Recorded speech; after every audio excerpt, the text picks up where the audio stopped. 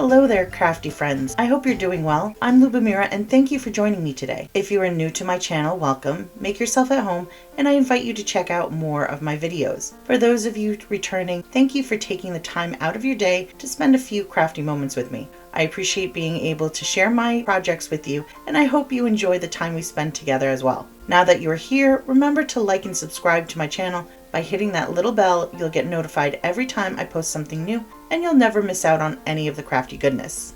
In today's video, I'm sharing a birthday card with a floral design. It's a clean and simple card that I used a stencil to create what I like to refer to as a faux stamped look. Now this card can really be used for a number of occasions besides birthdays. It would be a lovely Mother's Day card since that's just around the corner, or even a get well card. I'm excited to show you how I made this card, so let's get into the video. To make this card, I used mostly Dollar Tree items, including a stencil, some metallic cardstock, and a stamp from the Birthday Sentiment Assortment stamp set. I started by cutting a card panel down to 3 3/4 by 5 inches. When I'm stenciling, I like to secure my card panel to my work surface so that it doesn't move when I'm ink blending. To do this, I use a bit of masking tape, or painter's tape in this case, to tape down my panel. Next, I marked the middle of my panel using a pencil and my T-square to help me place my first flower. The stencil is just a little bit translucent, so I can see a darker line through it.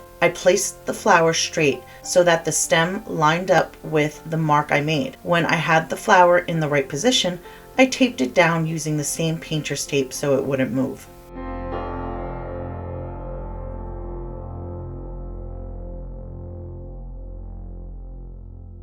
I wanted to make sure I didn't get any smudges or overblend in my design, so I took extra care in placing post-it notes around the areas I was blending. I don't know about you guys, but I'm always getting my inky fingers in places they should not be. In fact, even though I tried to be really careful, I managed to miss a spot at the bottom of this panel where I overblended just a smidgen on my first flower. I went back and used a sand eraser to remove the spot, so it wasn't the end of the world. I ink blended using Concord and 9th dye inks. I used a number of colors, which I've listed in this video and below in the description.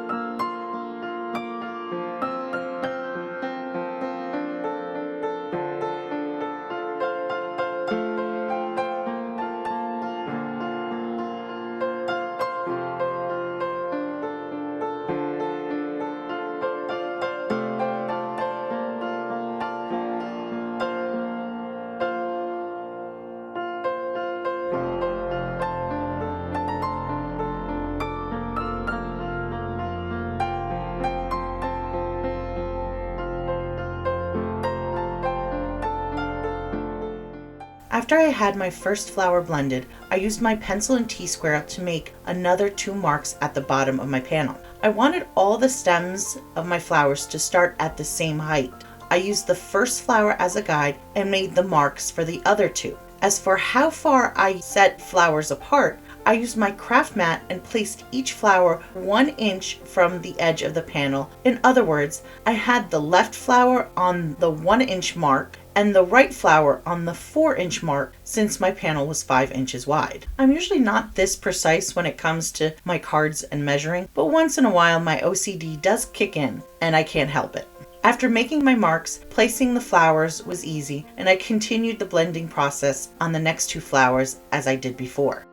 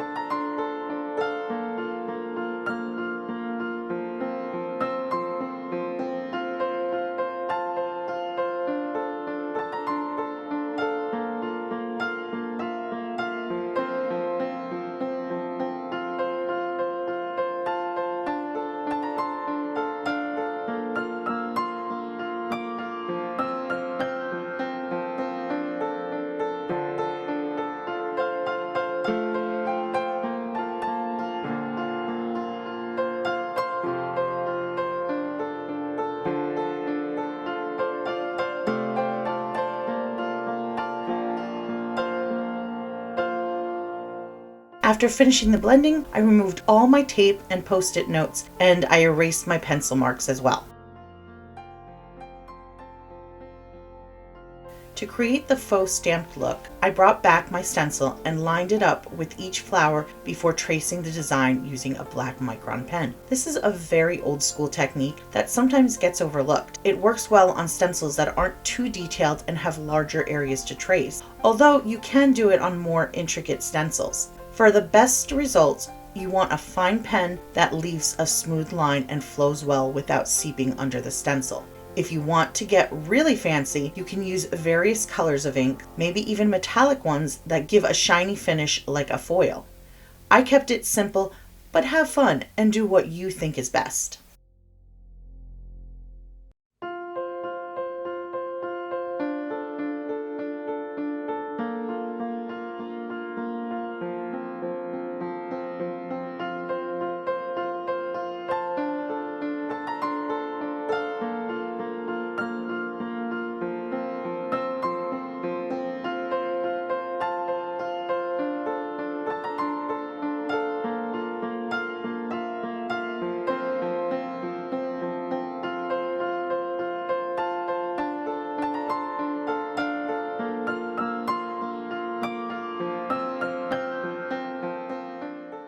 I trimmed a piece of black and gold cardstock to create a layered mat for my card panel. I cut the black cardstock to be a little bit larger than my ink blended panel, and then trimmed the gold to be slightly larger than the black layer. Once I had both layers, I attached them using liquid glue. I glued the black behind my floral panel and the gold behind the black layer. Then I attached the entire matted panel to my card base using foam tape.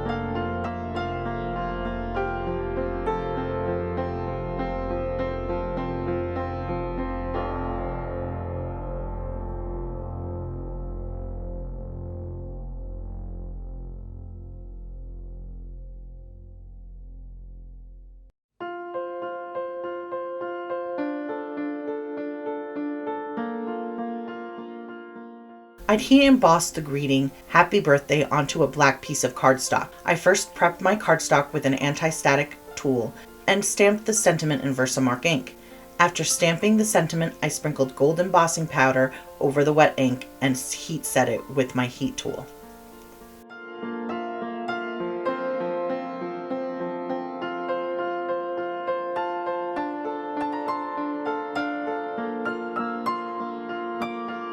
I trimmed the greeting into a strip using my trimmer and attached it to the card front using foam tape. I relied on my T-square to make sure that the greeting was straight before securing it into place.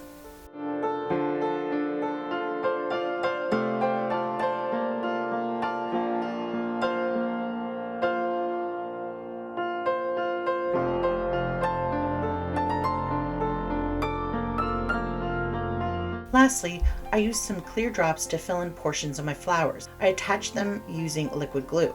The drops I use are from Amazon, and I particularly like these because they come in an assortment of sizes. I sifted through the pack and picked out the sizes I needed, mostly small and medium-sized drops. They added shine and texture to the finished card. And that's it for this card. I have to say, this is one of my favorite cards that I've made so far using Dollar Tree products. It's a clean and simple card that really reflects my style. The faux stamped look also gives you the opportunity to stretch your supplies in a way you may not have tried before. Let me know what you think in the comments below. As always, thank you for joining me today. I hope you enjoyed this video. Don't forget to like and subscribe if you haven't already, and please leave me those comments. I really do look forward to reading them. I hope you'll join me next time for another creation I have planned for you. Until then, have a great week, and I hope life treats you kindly. Take care. Bye.